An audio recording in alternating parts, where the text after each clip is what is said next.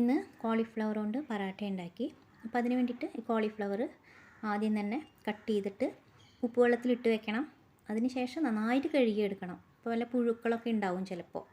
ഇത് മുഴുവനൊന്നും വേണ്ട, ആവശ്യത്തിനെടുത്താൽ മതി. അപ്പോൾ ഞാൻ കഴുകി വൃത്തിയാക്കി എടുത്ത കോളിഫ്ലവറാണ്. അത് നമുക്കിന്ന് ഗ്രേറ്റ് ചെയ്തെടുക്കാം. എത്ര വേണോ അതിനനുസരിച്ചിട്ട് കോളിഫ്ലവർ എടുത്താൽ മതി. ഒരുപാട് ചെറുതല്ല, മീഡിയം സൈസ് ഓട്ടകളുള്ള ഗ്രേറ്റർ എടുക്കുക. കോളിഫ്ലവർ ഇതുപോലെ ഗ്രേറ്റ് ചെയ്ത് ചേർത്ത് കൊടുക്കുമ്പോൾ നമ്മൾ പറാട്ട ഉണ്ടാക്കുമ്പോൾ പൊട്ടിപ്പോവില്ല. ഇപ്പോൾ ഇതെല്ലാം ഗ്രേറ്റ് ചെയ്തെടുത്തിട്ടുണ്ട്. ഇപ്പോൾ കണ്ട കോളിഫ്ലവർ നല്ല പൊടിയായിട്ട് തന്നെ കിട്ടിയിട്ടുണ്ട്. നമുക്ക് ഈസി ആയിട്ട് പരത്താനായിട്ട് പറ്റും, ഇതേപോലെ നല്ല പൊടിയായിട്ട് കിട്ടുകയാണെങ്കിൽ. ഇനി ഇതിലേക്ക് നമുക്ക് 1 ടീസ്പൂൺ ഉപ്പ് ചേർത്ത് കൊടുക്കുക. ഉപ്പും കൂടെ ചേർത്ത് കൊടുക്കുമ്പോൾ കോളിഫ്ലവറിൽ നിന്ന് നല്ലോണം വെള്ളമൊക്കെ വരും, എക്സ്ട്രാ വെള്ളമൊക്കെ വരും.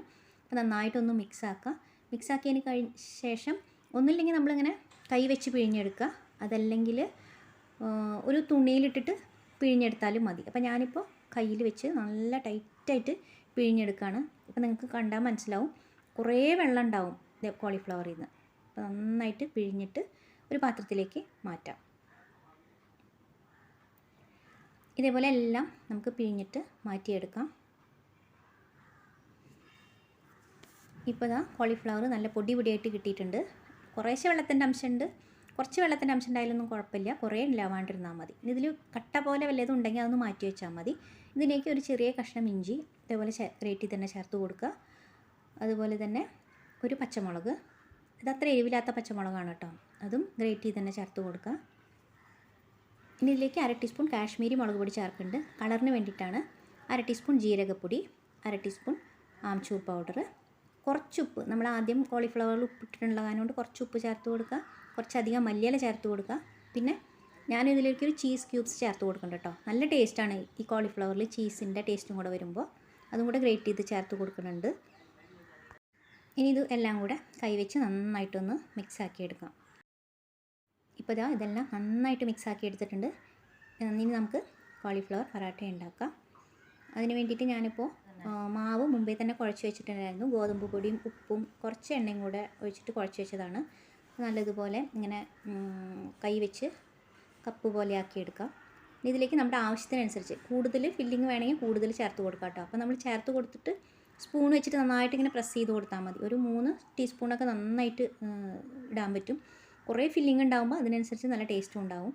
നന്നായിട്ടൊന്ന് നമ്മൾ സാധാരണ പറാട്ടയൊക്കെ ഉണ്ടാക്കൂലേ, അതുപോലെ നന്നായിട്ടൊന്ന് സീൽ ചെയ്ത് കൊടുക്കുക. ഉള്ളിൽ നിന്ന് മസാലയൊന്നും പുറത്ത് വരാണ്ടിരിക്കാൻ വേണ്ടിയിട്ട് നല്ല ടൈറ്റായിട്ടൊന്ന് സീൽ ചെയ്ത് കൊടുക്കുക. അതിന് ശേഷം കുറച്ച് പൊടിയും കൂടെ ആക്കിയിട്ട് നല്ല സോഫ്റ്റായിട്ടൊന്ന് പരത്തിയെടുക്കുക കേട്ടോ. ഒരുപാട് അമർത്തിയൊന്നും പരത്തരുത്, സോഫ്റ്റായിട്ട് പരത്തിയെടുക്കുക. ഇപ്പോൾ കണ്ട പുറത്തേക്കൊന്നും വരില്ല.